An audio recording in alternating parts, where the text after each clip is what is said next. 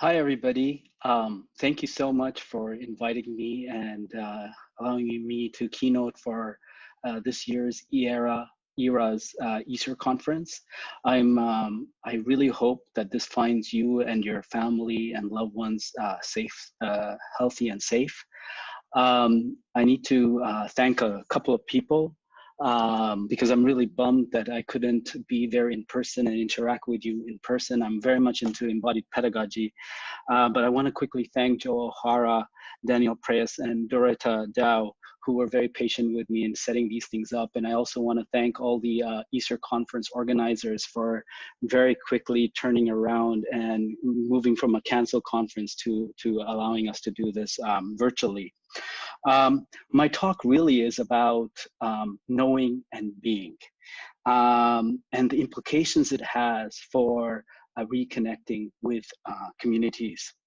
And I want to talk about a particular way of being, what I call a calculated way of being, that's really overtaking our lives and really stifling us from being, from knowing or being otherwise. One way to think about this idea of a structure of being is, look at this image of this boardwalk. And in this boardwalk, usually we like these boardwalks, especially when you're walking towards this beautiful scenery on a lake, because it gives us a sense of security that as we walk on the boardwalk, there's that stability, and you get to see a view, and it protects you from falling down and so forth. So it gives us an orientation, not just a sense of security, but an orientation, but also it's forward-looking. It makes a step towards a certain direction. Similarly, structures of being are such that they create these kind of boardwalks in our life that helps us to connect, to orient us, to share certain imaginaries and so forth. And that's the thing I want to talk about today. And really the way of being I want to talk about is really embedded in this particular worldview. And this is a quote from Yuval Harari in his Financial Times article called Big Data, Google, and the End of Free Will. And basically what Harari is doing in this quote is compelling us to soul search as we usher in a dataist world.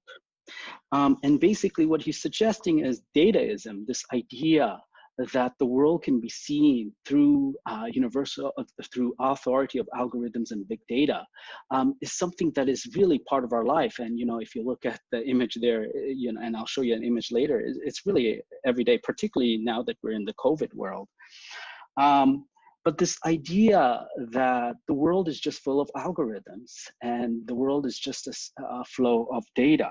So dataism has become really the modern equivalent of myth and religion, whereby data today embodies that source of truth, the orientation in the world. So that boardwalk that allows us to walk through the amorphous nature of the world. According to Harari, data is this new modern means of defining what is real, ideal, desirable, and knowable. In other words, a new ontoepistemic grammar, a new modern ontoepistemic grammar. So the question that I want to really grapple with in this talk is, to what extent is data becoming the orientation of our reality in education? What implications does this have on reconnecting with communities? What ways of knowing and being are being included but excluded as we solidify this unfolding data futurism? Now, I'm not the only one who's talked about datafication, data, and so forth in education.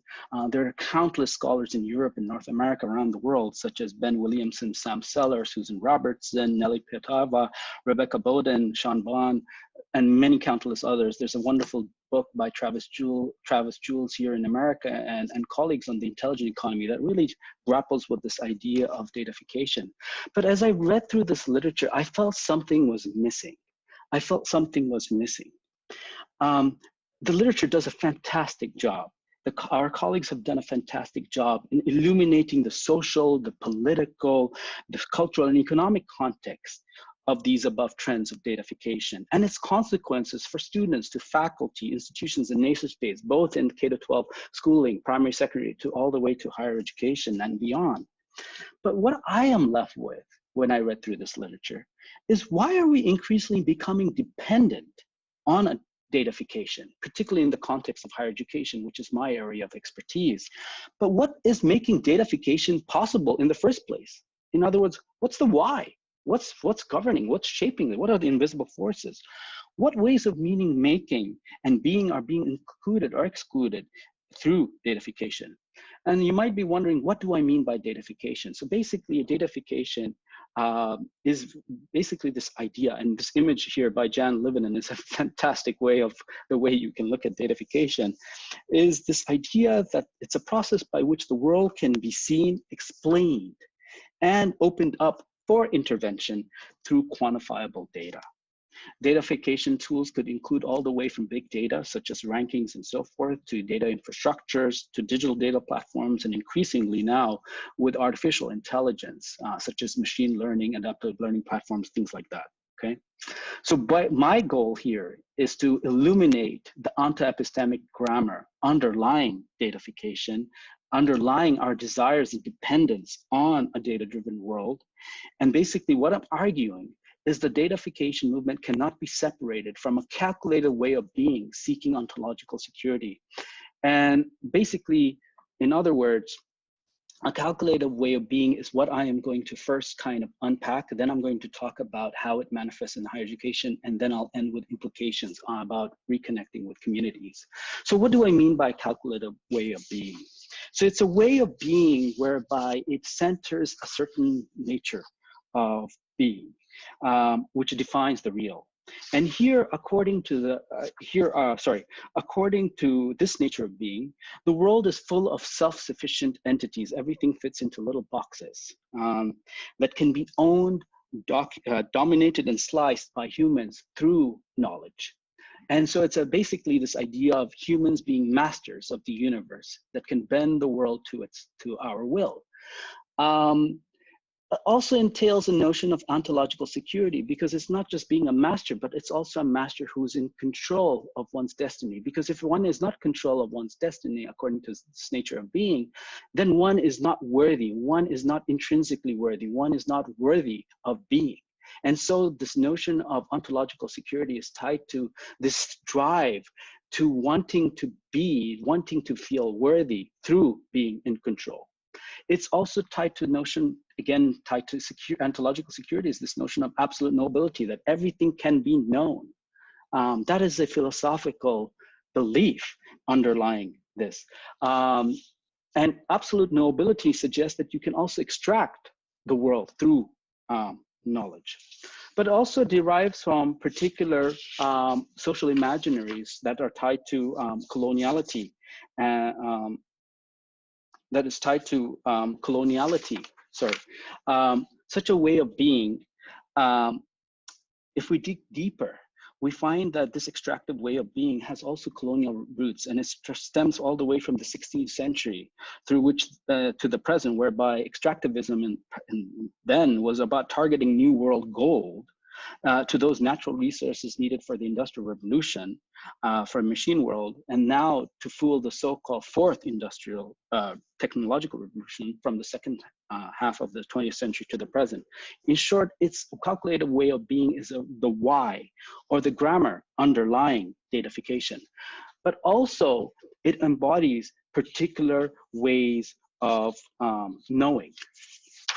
And so, as I mentioned earlier, there's this notion of absolute knowability. The world is knowable. There is no mystery, because it will stifle the sense of ontological security. And this is what also drives AI. So this is John McCarthy, who kind of came up with the definition of artificial intelligence. And he says, every aspect of learning or any other feature of intelligence can in principle be so precisely described that a machine can be made to stimulate it. So this idea that you can know something is how AI comes to be, is to represent reality through data. And so this is the other point of particular ways of knowing, this idea that you can take the flow of life and turn it into these Aquafina water bottles, take the stream of life, stream of water, and change it into Aquafina bottles that you can then exchange and trade and commodify. So data becomes this form of representation of reality, but it's also like the Aquafina metaphor is bounded in extractive logic, this idea that we use knowledge to tame and know the world, but also to commodify the world. And that's where it's got very much a lot of histories with colonial imaginaries. Because in terms of in the colonial imagery, according to Arun Appadurai, numbers offered a sense of controllable indigenous reality, as people and resources at every level could be turned into countable abstraction. Now, a calculated way of being also has affective dimensions and temporal dimensions. It's driven by affective atmosphere, which promises assurance, certainty, and home. Data really provides us that boardwalk, as I said earlier, that makes life more convenient, makes it convenient. It's very fast. It offers us hope because we have this sense of orientation and so forth. But it also has a temporal dimension. It's embedded in linear notions of time, futurity, and anticipatory logics. It's got this notion of as we flow with time, we should be reaching to a teleological endpoint. Okay. So I kind of gave you a sense of what this calculated way of being entails. Now what I want to move on to is to talk about how this calculated way of being is manifesting in the context of higher education, which is my area of expertise, particularly in two arenas. One is the student data gaze, in other words, the ways in which students are being turned into calculable beings as well as calculable world, and their world is turned into a calculable world through things like learning analytics, predictive analytics, adaptive learning platforms, but also a big data gaze. The big data case, particularly in the national and transnational scales, which ranges from digital data infrastructures to research metrics and so forth. So as we're looking at the notion of student gaze, students are increasingly viewed as these data processing systems, as their actions and behaviors are objectified as sources of data flow. Now, higher education institutions historically have always collected data on students, but they often were done in order to avoid or prevent student dropout. But now with this new digital tools, we can collect fine-grained analysis of individual student behavior, learning, and decision-making across the lifespan. And you know, this student data range could range from all the way from library metrics to learning analytics, tracing their learning gain data, attendance and location records, or even their social media activity. But there are three major arenas in that plays a role in higher education with student datafication. One is the notion of student success. The other is recruitment, admissions, and marketing strategies. And finally, teaching and student learning. So in terms of student success, the idea here is that since we've collected a lot of this data, particularly as students interact with our learning management systems like Moodle, D2L, Angel, I don't know what they use in EERA, Blackboard, things like that. It's basically using the data that is derived from digital data from student interactions with various institutional or online learning services, and then trying to create patterns and correlations to facilitate developing models that will help us understand the likelihood of whether or not students will succeed or fail, either getting good grades or negative, i.e. dropout. And this is where a lot of private companies are coming in and giving services such as Civitas Learning Student Intelligence System. According to them, the company, they provide predictive analytics. And what does this, according to them, is they say unlock the predictive power of student data and focus support across the student journey from their first day to their last day. So again, this notion of futurity of student plays a major underpinning that drives this movement, this urge for adopting predictive analytics. Student predictability and futurity is the undercurrent of such data tools as success is tied to, again, this teleological final endpoint. How are we defining teleological endpoint? Again, is this notion of a very instrumental notion of graduating, finishing basically. The idea here is to name and tame students' futurity. Another area of recruitment, admissions, and marketing strategies. This is another area that's growing. Currently, I am the MA director of an online program on a master's program in higher education.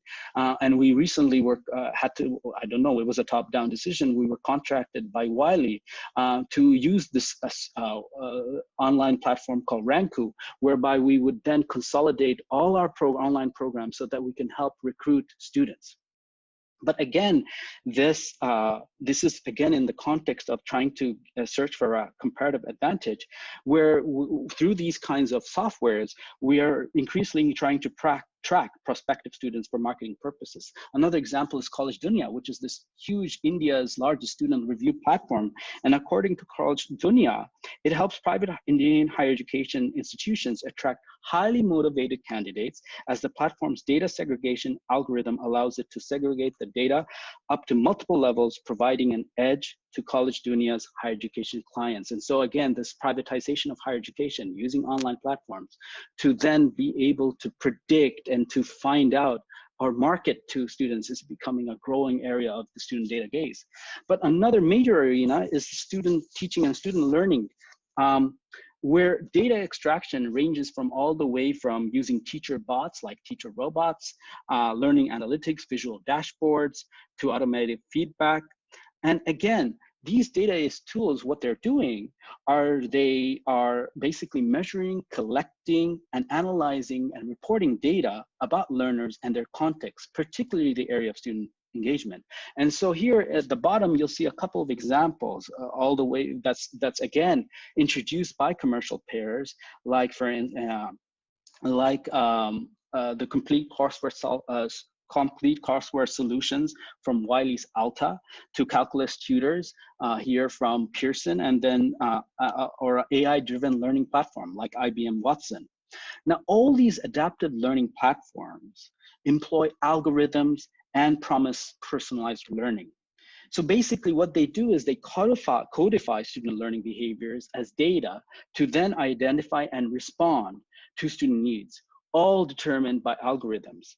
And again, and now, I mean, this technology is growing even further in terms of now we're getting introduced facial recognition and emotional recognition technologies to again, map, track, record student engagement. So overall, a calculative way of being, seeking futurity and nobility, informs this current conversion of student learning behaviors and institutional processes into these electronic chips of growing data processing systems of higher education institutions. In other words, we are basically taking the whole student life and turning it into a calculable world, which then we can then plug in these various types of commercial players, softwares, and technologies to then basically try to tame students' futurity.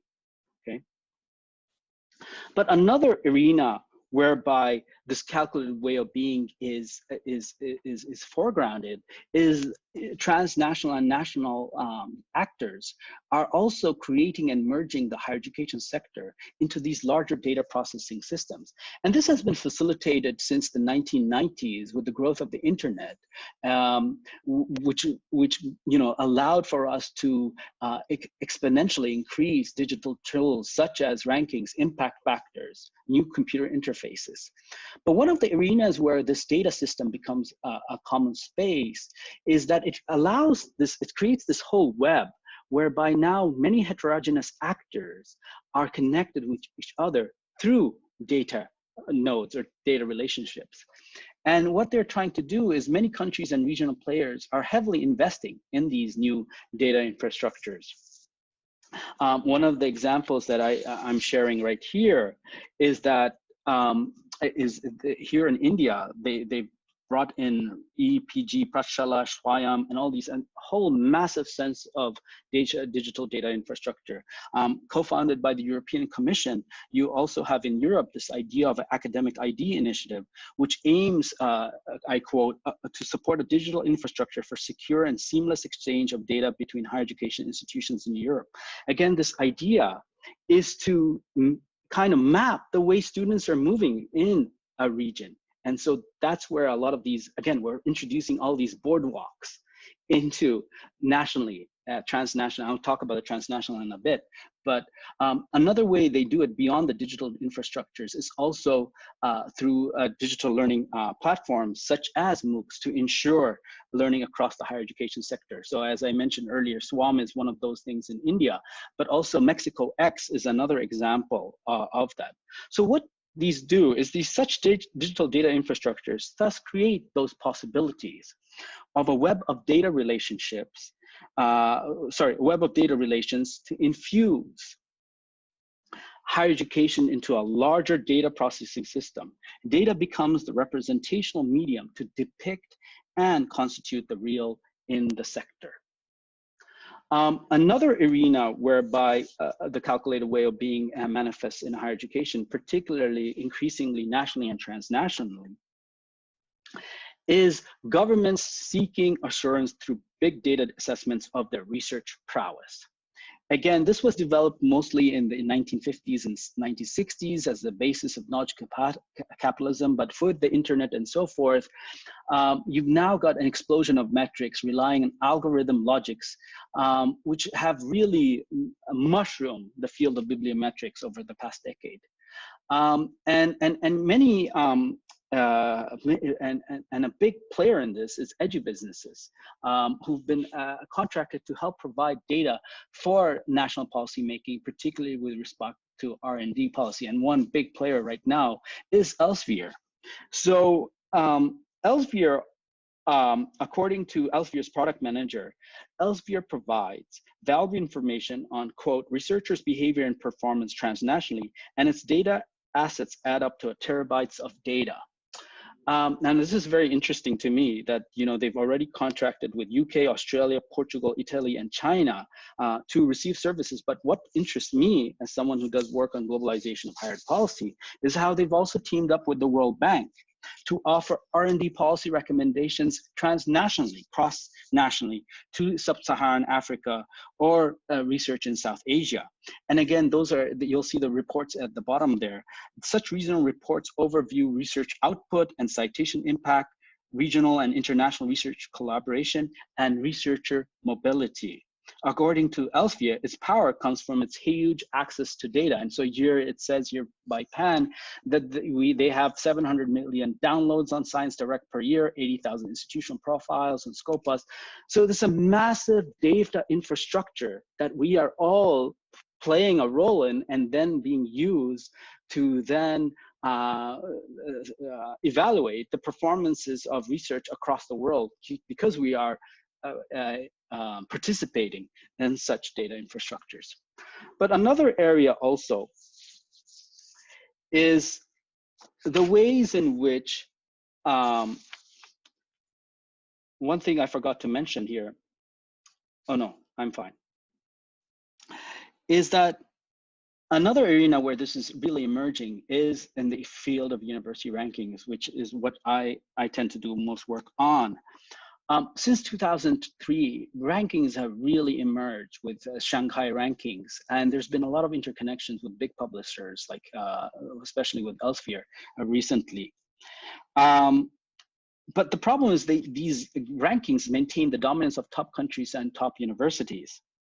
And currently, in the last decade itself, there's about now 61 national university rankings across 32 countries. So you see this, again, this calculable way of being that is taking over the global governance, but national governance of higher education. And that's because increasingly rankings are considered the proxies of quality. They're proxies of quality of a nation's higher education sector, an institution, its graduate, its faculty. Also, university rankings become the conduit through which we enter into a web of data relationships, while nation states, higher education institutions, and leadership, based on their status, anxiety, seek visibility, certainty, and belonging through such rankings. And basically, many of the governments and institutions around the world participate in this academic Olympiad because it helps garner prestige, and visibility.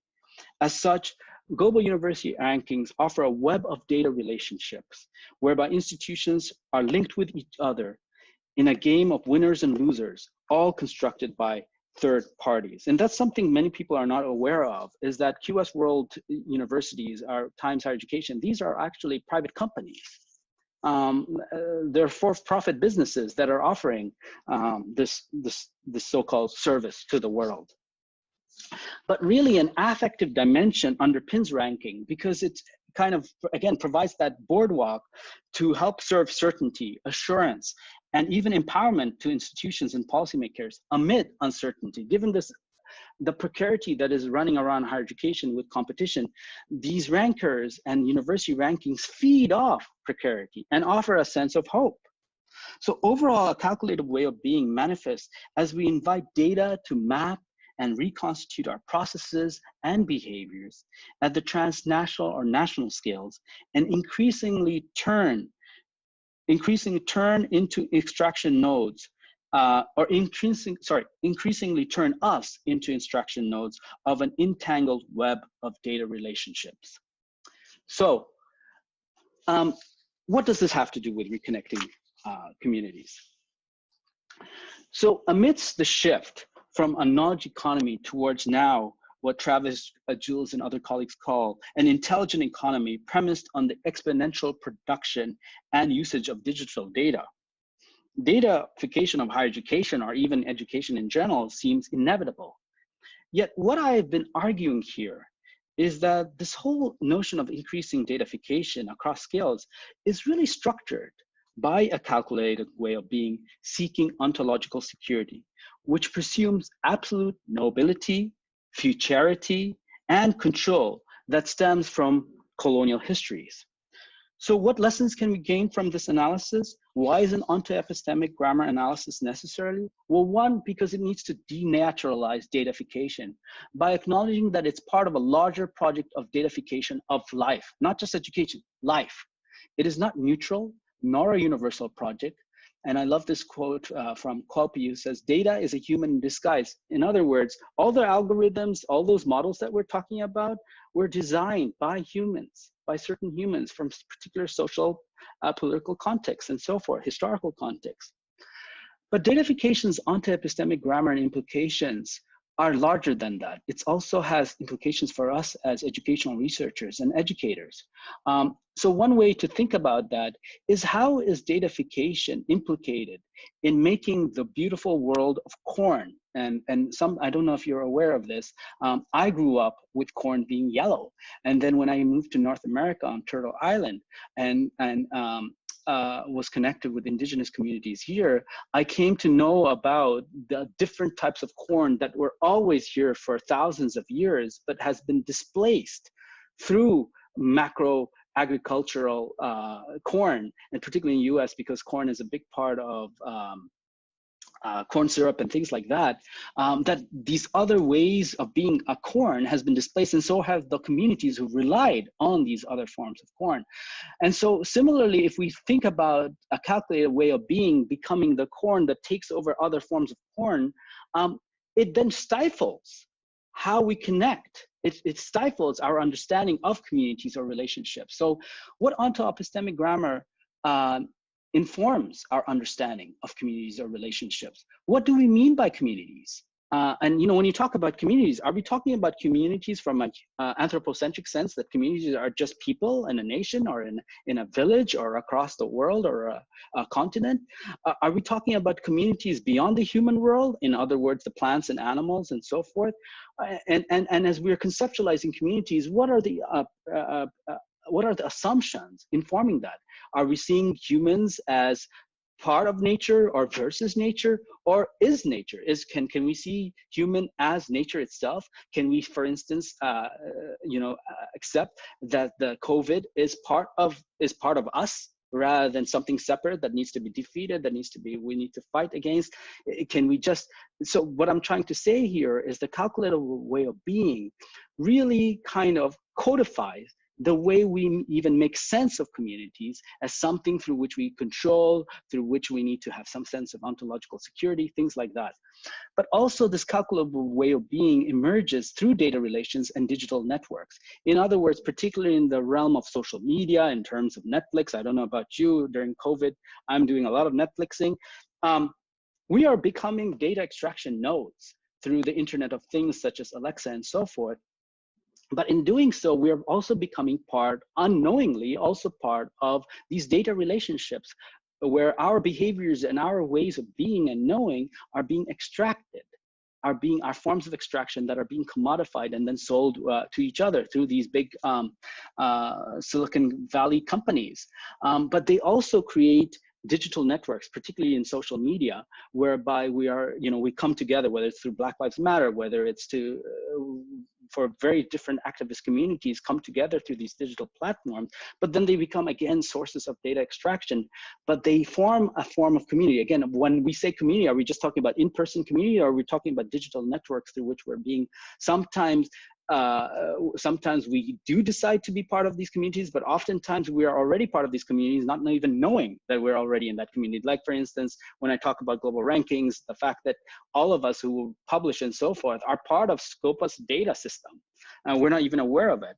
But sometimes these communities come together because there's an affective dimension. They provide a sense of security, a sense of hope, a sense of shared imaginary. But in doing so, how is that also rupturing our relationships with other ways of knowing? In other ways, our ways of knowing and being with plants, with animals, with the earth itself. But also, we need to ask the role of education and institutions and public pedagogy in fostering calculable ways of being. See, the calculable way of being basically reasserts itself, one, because it's invisible, plus we don't even question it because we accept it in principle, but because it's socialized.